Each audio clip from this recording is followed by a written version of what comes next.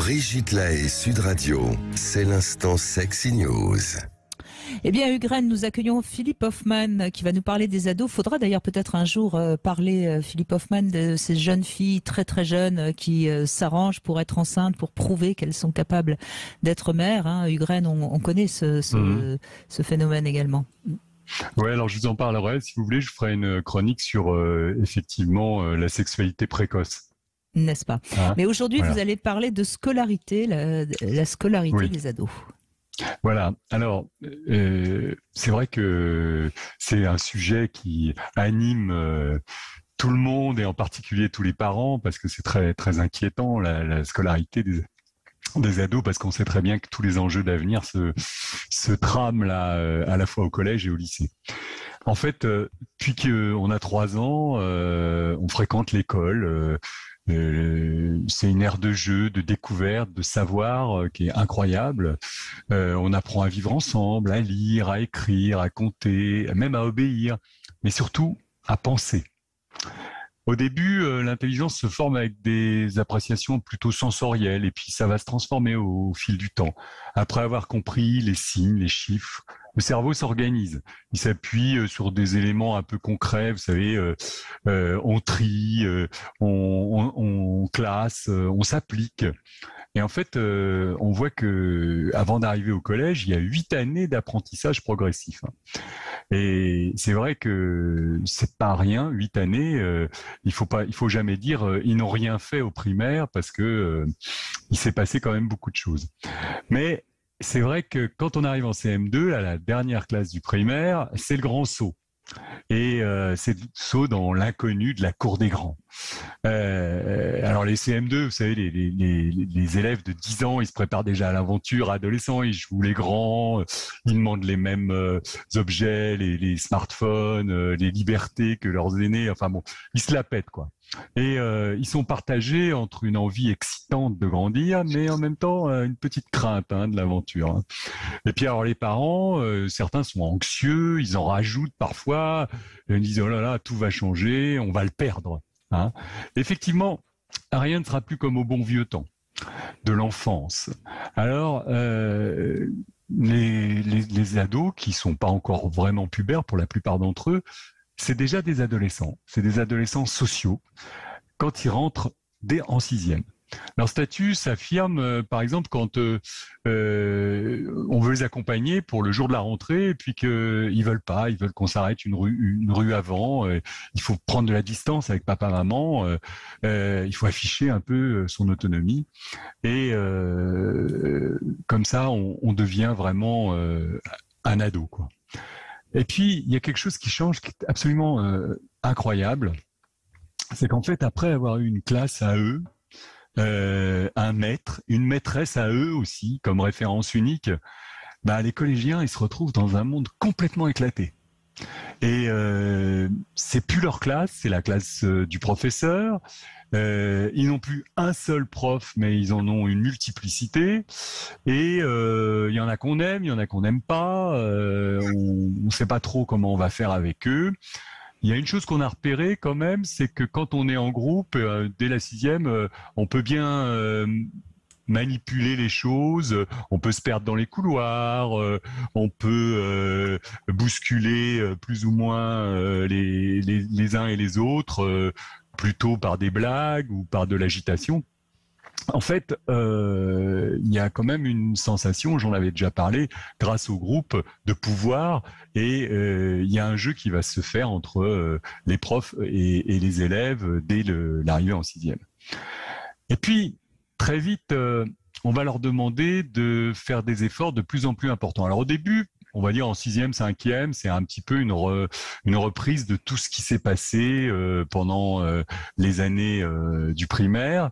Et on va dire que le programme du CM1 jusqu'à la 5e, c'est à peu près le même, auquel on rajoute un peu de sel, de poivre, de difficulté. Et petit à petit, on s'aventure vers ce qu'on appelle l'abstraction. Et c'est la géométrie dans l'espace, c'est faire des hypothèses. Et c'est souvent à cette période-là que certains vont décrocher, non ? Exactement. Et c'est à peu près en fin de cinquième, début de quatrième, vous voyez. Et en même temps, il y a deux choses qui se passent. C'est que à la fois, c'est pas facile d'un point de vue, comme on dit, cognitif, parce qu'il faut passer d'une intelligence un peu concrète à une intelligence qu'on appelle formelle, c'est-à-dire plus abstraite. Et puis, donc tout le monde n'y arrive pas tout de suite. En plus, il y en a qui traînent des boulets derrière eux. Ils ont eu des difficultés scolaires depuis longtemps. Les fameux 10, là, vous savez, dyslexiques, dyspraxiques, ceux qui ont eu des échecs scolaires, des problèmes dans la famille, etc. Donc, mais le problème général, c'est la sexualité, en fait. Ça vient parasiter leurs pensées. Eh ben évidemment, toujours. Évidemment. On n'en sort pas.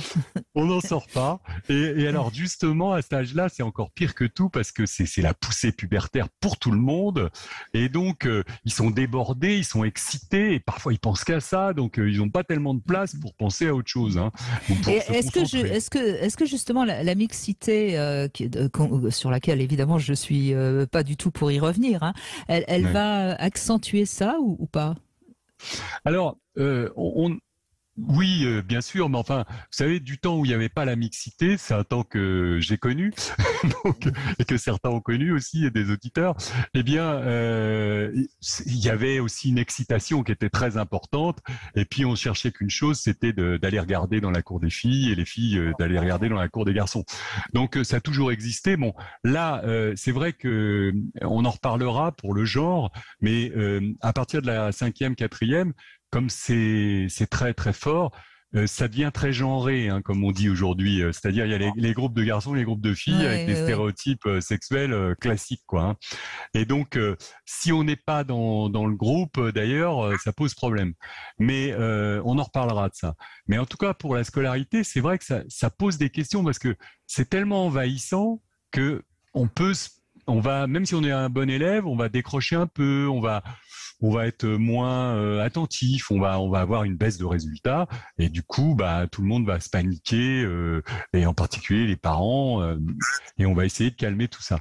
Alors en général, on arrive à trouver un modus vivendi, mais enfin ça dépend des jeunes et il y en a qui justement ont eu des difficultés auparavant, continuent à en avoir et s'ennuient un peu au collège. Et alors, cette poussée pubertaire, ça les occupe énormément et ils ne s'occupent que de ça et ils pensent à ça du soir au matin.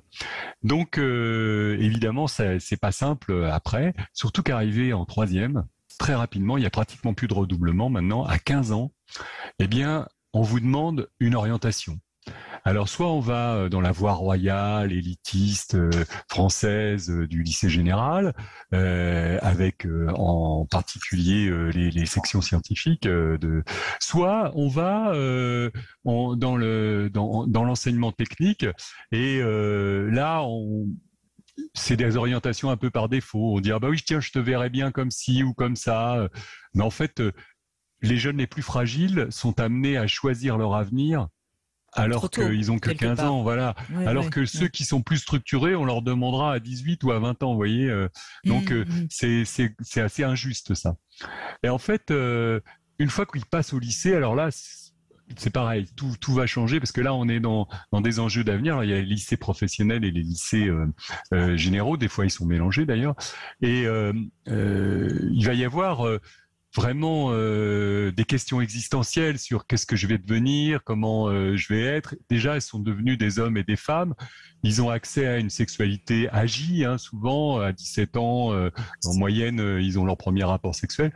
Et donc, ils sont déjà dans la phase de transition à devenir des adultes. Donc c'est assez inquiétant et surtout qu'on part du principe qu'ils ont acquis beaucoup de choses auparavant. Et c'est pas le cas pour tout le monde. Et du coup, il y a des hiatus, il y en a même qui décrochent complètement. Il y a 95... ce que vous voulez dire finalement dans votre chronique, Philippe Hoffmann, c'est qu'il y a une vraie différence de niveau entre des ados qui sont pourtant dans la même classe et qu'on n'en tient peut-être pas assez compte à l'éducation nationale. Ouais.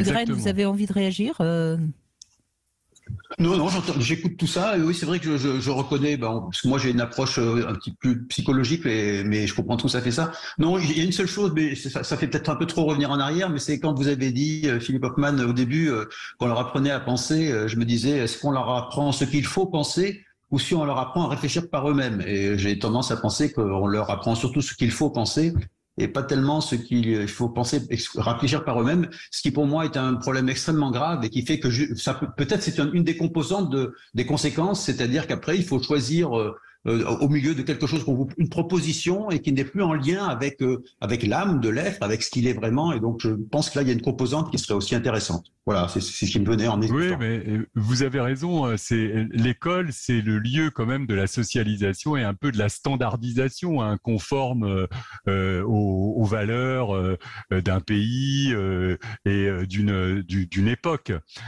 Donc, les enfants, surtout en primaire, ils se conforment tout à fait à ça. Mais arrivé au collège, ça commence à bouger tout ça. Et puis au lycée, il y a vraiment une remise en cause et on se rend compte aussi par rapport à ce que vous dites que pour avoir la liberté de penser, il faut avoir appris à penser. Et pour apprendre à penser, il y a les choses essentielles qui vous portent depuis la toute petite enfance, mais il y a après aussi toute la dimension sociale qui est représentée par l'école, qui est certes un peu uniforme, hein, parce que ça correspond pas à tout le monde, mais quand même dans l'ensemble. Après, ça nous permet d'avoir une certaine liberté de penser. Si on n'a pas des acquis préliminaire, parce que quand même, faut pas penser que on est là pour formater tous les gens et en faire des petits soldats obéissants. Hein. C'est loin d'être le cas chez les jeunes. Hein.